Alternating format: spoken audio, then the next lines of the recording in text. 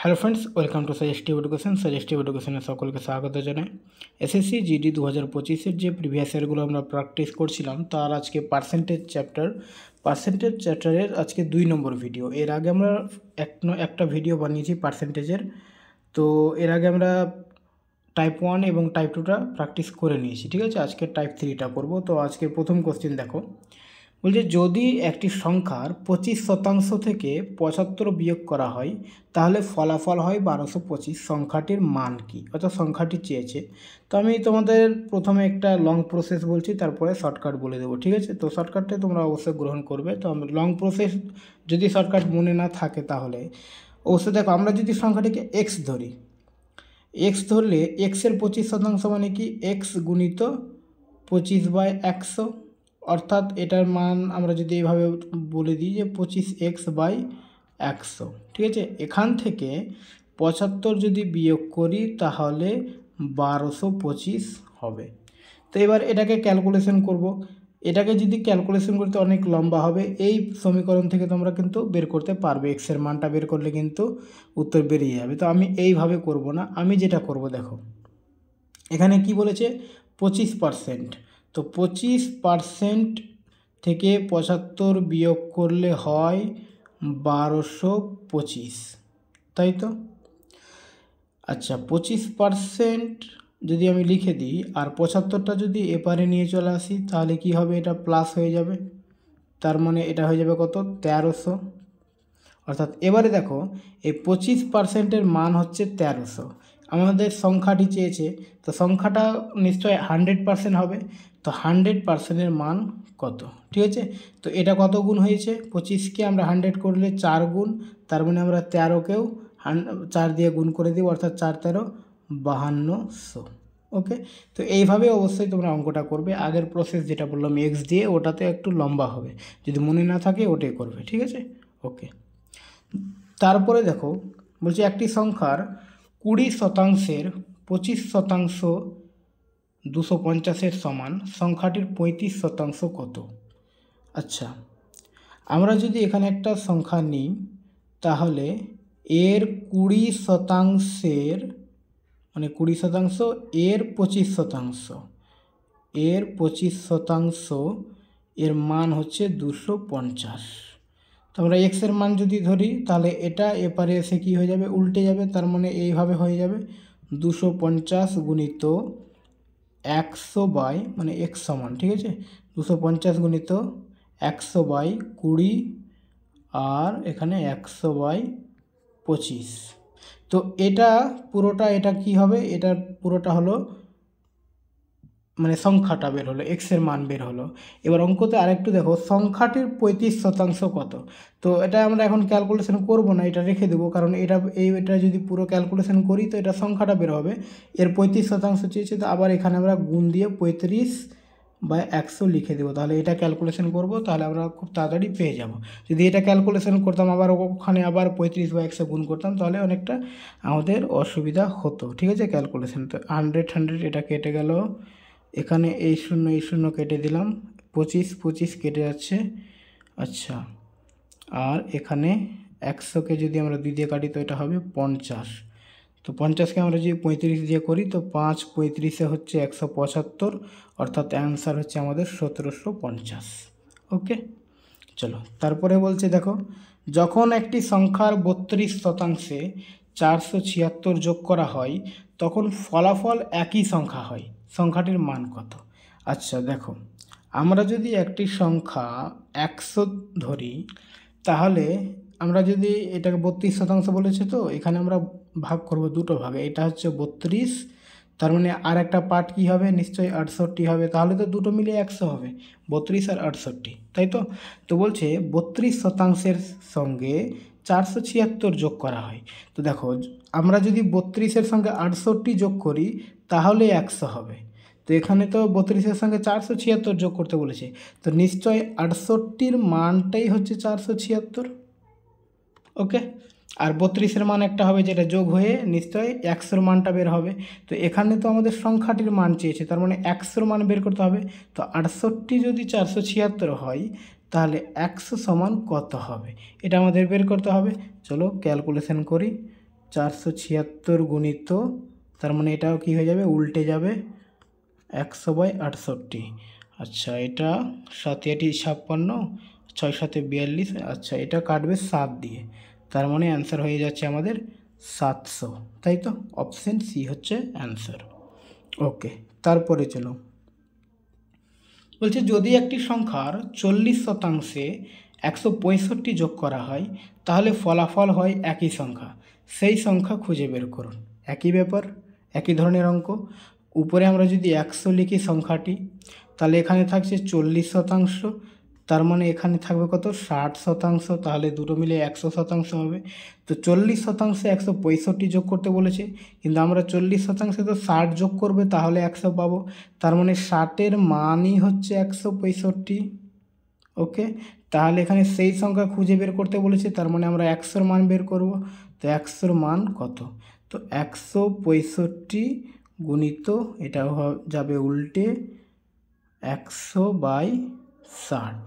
ওকে, চলো এটাকে আমরা ক্যালকুলেশন যদি করি, তাহলে এই 0 0 যদি কেটে দিলাম, আর 3 দিয়ে এটা যদি কাটি, তাহলে 3 দিয়ে এটা হয়ে যাবে কত, 3 5 15, 3 5 15 মানে 55 হচ্ছে, আর এটাকে 3 দিয়ে কাটলে 2, আর এই 2 এটা 5, তার মানে 5 গুণিত 55 কত হবে, 5 5 25, আর 5 5 25 27, 275 কোথায় রয়েছে, অপশন সি এ।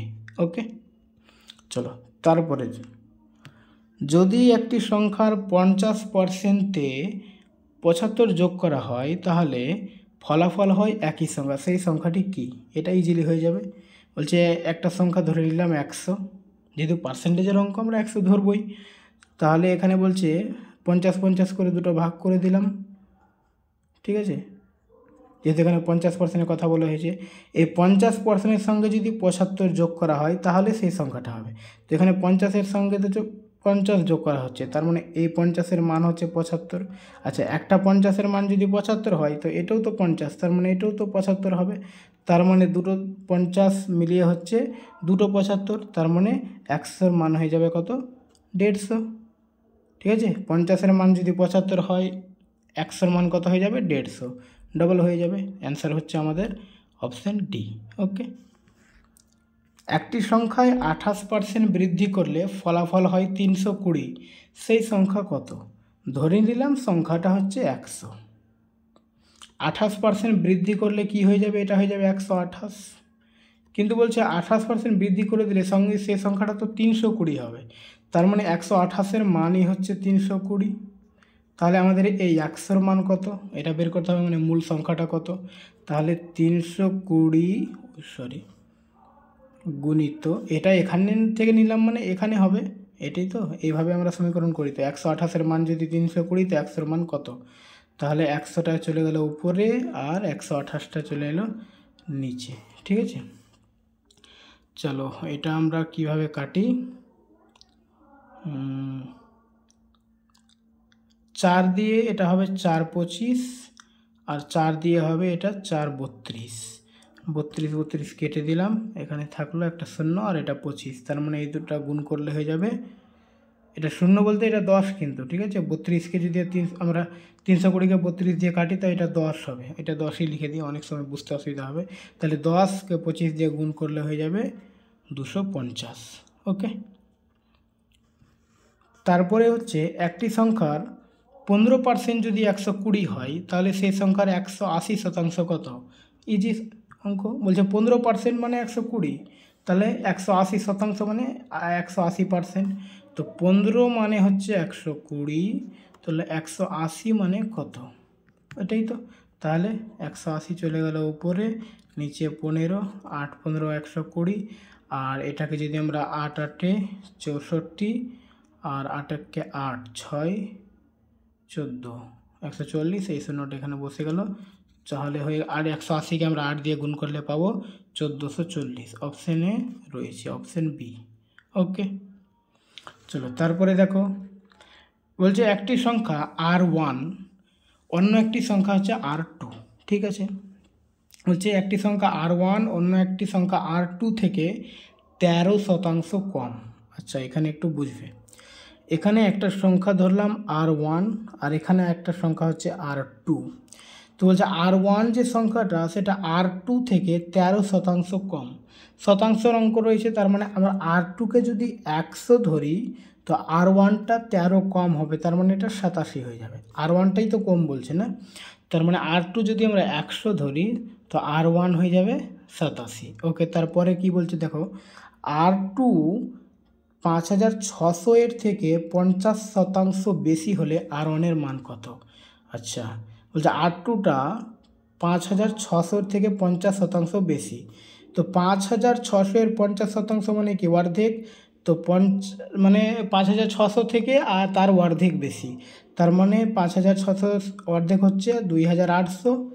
এটিকে যোগ করলে R2 এর মান বেরোবে। এটা অবশ্যই বুঝতে পেরেছো যে 5600 তো থাকছেই, তার 50% বেশি, তার মানে কি ওর অর্ধেক আবার বেশি হয়ে যাবে, তার মানে ওর অর্ধেকটা এখানে এসে যোগ হবে। তো এটা যদি যোগ করি তাহলে হয়ে যাবে কত? 8400। কিন্তু আমরা তো এখানে R2 ধরেছিলাম 100, আর এখানে R2 এর মান তো পাচ্ছি 8400, তার মানে 100-র মানই আমরা ধরবো 8400, তাই তো। এবারে তাহলে 87-র মানটা বের করতে হবে, R1 এর মানটা। তো 87 সমান কত? তাহলে এখানে ডাইরেক্ট করে নিই, 87 উপরে গেল আর এটা 100টা নিচে চলে এলো, তাই তো। এটা এবার ক্যালকুলেশন করলে এটা 0 0 কেটে যাচ্ছে। 84কে 87 দিয়ে গুণ করো, তাহলে 84কে 87 দিয়ে গুণ করি, এখানে হচ্ছে কিনা দেখি, এখানেই করি, একটু বড় হয়ে যাবে গুণটা, ঠিক আছে। তো আমি এখানে করছি না, দেখো আমি যদি ইউনিট ডিজিট দেখি 4 7 28, তার মানে লাস্টে এককের অঙ্কে কিন্তু ইউনিট ডিজিটটা 8 আসছে, আর 8 একটা অপশান রয়েছে, অপশান বি হবে অ্যান্সার, ঠিক আছে। আমি একটু করে দেখে নিচ্ছি কত, 84 আর 87, চলো 87 আর 84, 4 7 28, 4 8 32, 32 আর 2 তাহলে হয়ে গেল 34, তাই তো। আর এটা যদি আমি করি তো 7 8 56 আর 8 8 64, 64 আর 5 69, তাহলে 8 4 6 10, 9 3 12 1 13 আর 7, ওটাই আসছে ইউনিট ডিজিটে যেটা আমি করেছিলাম।